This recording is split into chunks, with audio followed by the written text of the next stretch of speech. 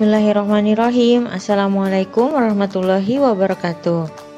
Selamat datang dan selamat bergabung di mata kuliah pengantar ekonomi. Perkenalkan, nama saya Agnia Tahira. Saya selaku dosen pengampu mata kuliah pengantar ekonomi. Pada pertemuan kali ini kita akan membahas pengantar kuliah ekonomi. Pengertian ekonomi. Kata ekonomi berasal dari bahasa Yunani yang artinya seorang yang mengatur rumah tangga. Ilmu ekonomi adalah pembelajaran mengenai cara masyarakat dalam mengelola sumber daya yang langka dan kian menipis. Terdapat 10 prinsip ekonomi. Yang pertama ialah orang menghadapi masalah trade-off. Yang kedua ialah biaya apa yang harus dikorbankan untuk memperoleh sesuatu. Yang ketiga ialah orang yang rasional berpikir dengan konsep marginal. Yang keempat ialah orang memberikan reaksi terhadap insentif. Yang kelima ialah perdagangan menguntungkan semua pihak. Yang keenam ialah pasar biasanya adalah tempat yang baik untuk mengatur kegiatan ekonomi. Yang ketujuh ialah pemerintah terkadang mampu memperbaiki hasil akhir mekanisme pasar. Yang ke-8 ialah standar hidup suatu negara bergantung pada kemampuannya menghasilkan barang dan jasa. Yang ke-9 ialah harga-harga naik ketika pemerintah mencetak uang terlalu banyak. Yang ke-10 ialah masyarakat menghadapi masalah trade-off antara inflasi dan pengangguran. Peran ekonom. Ekonom sebagai ilmuwan. Inti dari ilmu pengetahuan adalah metode ilmiah, pengembangan dan pengujian teori secara terus-menerus bagaimana menghadapi tantangan global. Ekonom membuat asumsi agar dapat menyederhanakan masalah-masalah di dunia yang rumit dan membuat masalah-masalah itu lebih mudah dimengerti serta menggunakan asumsi yang berbeda untuk setiap pertanyaan yang berbeda pula. Contohnya, ketika pemerintah membuat kebijakan terkait dengan uang yang beredar, terdapat beberapa barang yang harganya tidak berubah secara signifikan seperti majalah atau koran harian yang mungkin akan menaikkan harganya tahun depan. Hal ini terkait dengan jangka waktu tertentu dalam penentuan sebuah kebijakan.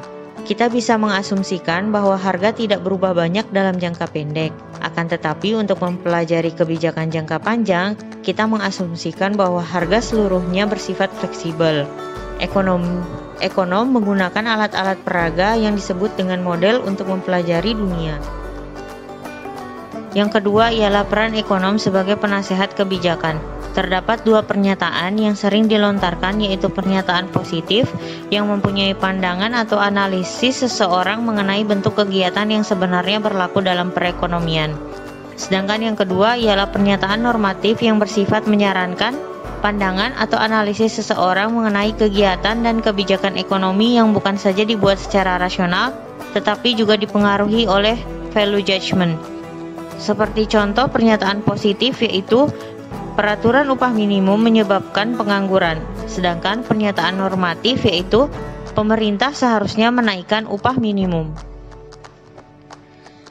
Prinsip keunggulan komparatif. Ekonom menggunakan istilah keunggulan absolut ketika membandingkan produktivitas perusahaan atau negara satu dengan yang lain. Produsen memerlukan kuantitas bahan baku lebih sedikit untuk memproduksi sebuah barang. Itulah yang disebut keunggulan absolut dalam memproduksi barang tersebut. Yang kedua ialah opportunity cost. Biaya opportunity dalam keunggulan komparatif menjadi pertimbangan karena hanya terdapat satu keunggulan absolut untuk dua barang. Opportunity cost untuk satu barang merupakan kebalikan opportunity cost untuk barang lainnya. Seseorang akan memiliki keunggulan komparatif pada satu barang, dan orang lain akan memiliki keunggulan komparatif pada barang yang lain. Teori ekonomi terbagi menjadi dua, yaitu teori ekonomi mikro dan teori ekonomi makro. Teori ekonomi mikro ialah bagian ilmu ekonomi yang menganalisis mengenai bagian-bagian kecil dari seluruh kegiatan perekonomian.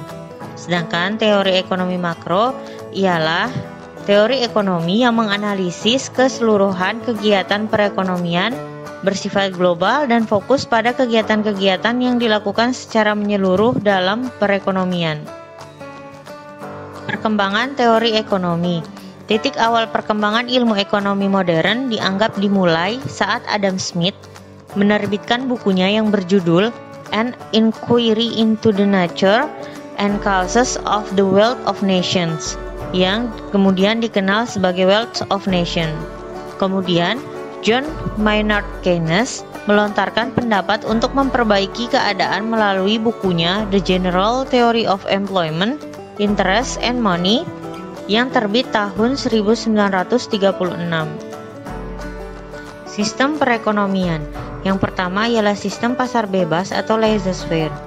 Kata laissez-faire berasal dari bahasa Prancis yang pada hakikatnya berarti biarlah mereka melakukan pekerjaan yang sesuai dengan keinginan mereka.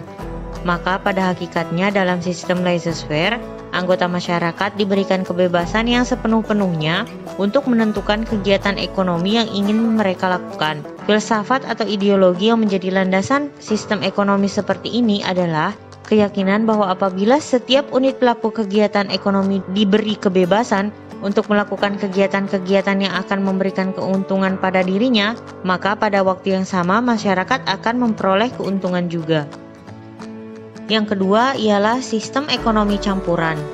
Sistem ekonomi campuran adalah sistem ekonomi yang diawasi dan dikendalikan oleh pemerintah, tetapi masyarakat masih mempunyai kebebasan yang cukup luas untuk menentukan kegiatan-kegiatan ekonomi yang ingin mereka jalankan.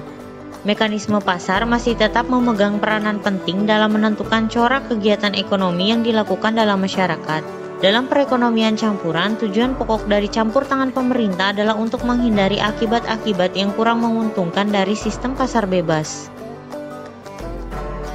Yang ketiga ialah sistem ekonomi perencanaan terpusat. Sistem ekonomi perencanaan terpusat merupakan sistem ekonomi di mana pemerintah sepenuhnya menentukan corak kegiatan ekonomi yang akan dilakukan. Ini berarti pemerintahlah yang akan menjawab dan menyelesaikan masalah ekonomi pokok yang pertama, yaitu barang apakah yang harus diproduksi dan berapa jumlahnya. Jawaban dari persoalan ini dalam bentuk suatu perencanaan kegiatan ekonomi yang sangat rinci, yang menentukan kegiatan-kegiatan produksi yang harus dilakukan dalam beberapa tahun mendatang. Oleh karena perencanaan itu hampir melibatkan semua aspek kegiatan ekonomi, maka perekonomian tersebut dinamakan juga sebagai common ekonomi atau perekonomian yang kegiatannya diatur oleh pemerintah dari pusat. Demikian materi yang saya sampaikan pada pertemuan kali ini. Mohon maaf apabila terdapat kekurangan. Wassalamualaikum warahmatullahi wabarakatuh.